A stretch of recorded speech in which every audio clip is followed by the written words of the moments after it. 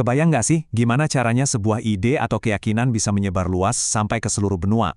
Nah, kali ini kita bakal kupas tuntas satu momen yang super penting dalam perjalanan misionaris kedua Rasul Paulus. Sebuah perjalanan yang nggak cuma menyeberangi lautan, tapi juga secara strategis membawa kekristenan masuk ke jantung Eropa untuk pertama kalinya. Semua ini berawal dari sebuah penglihatan di malam hari. Coba bayangin deh, Paulus ngelihat seorang pria dari Makedonia, memohon-mohon padanya.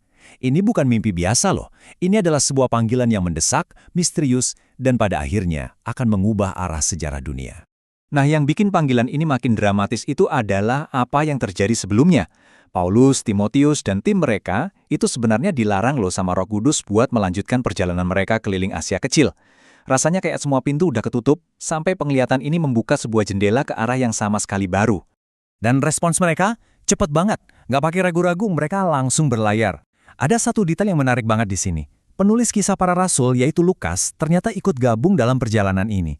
Kita bisa tahu karena tiba-tiba narasinya ganti pakai kata kami, yang artinya dia jadi saksi mata langsung dari semua peristiwa luar biasa yang akan terjadi. Oke, sekarang kita coba bedah ya. Kenapa sih mereka langsung ke Filipi dan nggak cuma berhenti di Neapolis, kota pelabuhan tempat mereka mendarat? Jawabannya, ini bukan pilihan acak. Ini adalah langkah strategis yang jenius, baik dari sisi ilahi maupun dari sisi manusia. Soalnya, Paulus itu bukan tipe penginjil yang jalan gitu aja tanpa arah. Dia itu seorang perencana ulung. Dia tahu kalau mau menyebarkan sebuah pesan secara efektif, ya harus dimulai dari pusat-pusat pengaruh. Dan Filipi pada saat itu adalah salah satu pusatnya. Nah, ini dia kunci strategisnya. Sebuah konsep bernama Ius Italicum. Ini tuh bukan cuma sekedar gelar kehormatan biasa ya. Ini adalah status hukum paling tinggi yang bisa didapat sebuah kota provinsi Romawi. Status ini ngasih mereka keuntungan dan gengsi yang luar biasa. Seolah-olah kota itu adalah bagian dari tanah Italia sendiri. Oke, artinya apa sih ini secara konkret?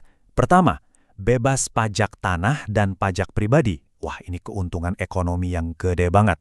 Terus, kewarganegaraan Romawi otomatis buat semua yang lahir di sana. Itu adalah status yang diperebutkan banyak orang. Jadi, bisa dibilang, Filipi ini semacam miniatur Roma di tanah Yunani. Nggak cuma itu, ada lagi poin strategis lainnya. Filipi ini letaknya persis di Via Egnatia. Anggap aja ini kayak jalan tol utama zaman itu, yang nyambungin Roma dengan semua wilayah timur kekaisaran. Ide apapun yang berakar di sini dijamin bisa menyebar dengan cepat ke seluruh penjuru dunia Romawi. Dan situasinya di sana itu multikultural banget. Bahasa Latin adalah bahasa resmi, bahasa kekuasaan yang menunjukkan status Romawi mereka. Paulus bahkan sampai menyapa mereka dengan sebutan Latin Philippesioi, kayaknya buat nunjukin rasa hormat. Tapi, untuk menyampaikan pesannya ke semua orang, dia pakai bahasa Yunani, bahasa yang dipakai sehari-hari. Ini nunjukin kecerdasan budayanya yang luar biasa.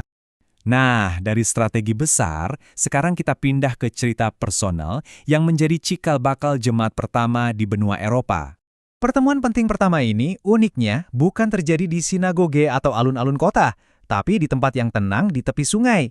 Dan orang pertama yang merespons adalah Lydia. Lydia ini bukan orang sembarangan loh. Dia seorang pengusaha wanita yang sukses, penjual kain ungu yang harganya mahal banget. Ini nunjukin kalau Injil itu bisa menyentuh semua lapisan masyarakat. Dan kerennya, dampaknya nggak berhenti di dia doang. Seluruh isi rumahnya ikut dibaptis. Dan rumahnya langsung jadi markas pertama untuk gereja yang baru lahir di Eropa. Sebagai pengusaha sukses, kemungkinan besar Lydia ini jadi sponsor finansial utama buat misi Paulus di sana. Tapi, ya namanya juga perjuangan. Perjalanannya nggak selalu mulus. Masuknya Injil ke Eropa juga diwarnai dengan konflik dan penganiayaan yang cukup berat. Misi yang awalnya kelihatan menjanjikan banget, tiba-tiba ketemu tembok besar. Paulus dan Silas dipukuli habis-habisan dan dilempar ke bagian penjara yang paling dalam. Kelihatannya sih udah tamat riwayatnya. Harapan kayaknya udah nggak ada. Tapi, disinilah ceritanya jadi luar biasa. Bayangin, tengah malam, pas mereka lagi berdoa dan nyanyi pujian, tiba-tiba, boom! Ada gempa bumi dahsyat yang mengguncang penjara. Semua pintu kebuka. Tapi, bukannya kabur, Paulus dan Silas malah tetap di tempat. Momen krisis ini justru menjadi momen pertobatan buat kepala penjara dan seluruh keluarganya. Jadi pelajaran pentingnya apa di sini? Kesulitan dan penganiayaan itu ternyata bukan tanda misi ini gagal. Malah itu adalah bagian dari rencana ilahi yang lebih besar. Pintu penjara yang hancur justru membuka pintu hati orang-orang yang mungkin gak akan pernah tersentuh dalam keadaan normal. Nah, ini membawa kita ke bagian akhir yang paling reflektif dari pembahasan kita. Gimana sih cara kita memandang peran penderitaan dalam sebuah misi yang jelas-jelas dipimpin oleh Tuhan? Ayat ini kan diucapkan Tuhan kepada Ananias pas awal-awal banget Paulus dipanggil. Sejak semula, udah ditakdirkan kalau pelayanan Paulus itu akan diwarnai oleh penderitaan. Jadi, apa yang terjadi di Filipi itu bukan sebuah kecelakaan, tapi justru pengenapan dari panggilannya yang unik itu.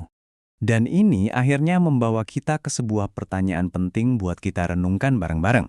Kalau penderitaan Paulus itu bukan sesuatu yang sia-sia, tapi sebuah alat untuk mencapai tujuan yang lebih besar, gimana ya cara pandang ini bisa mengubah kita melihat tantangan dan kesulitan dalam hidup kita sendiri?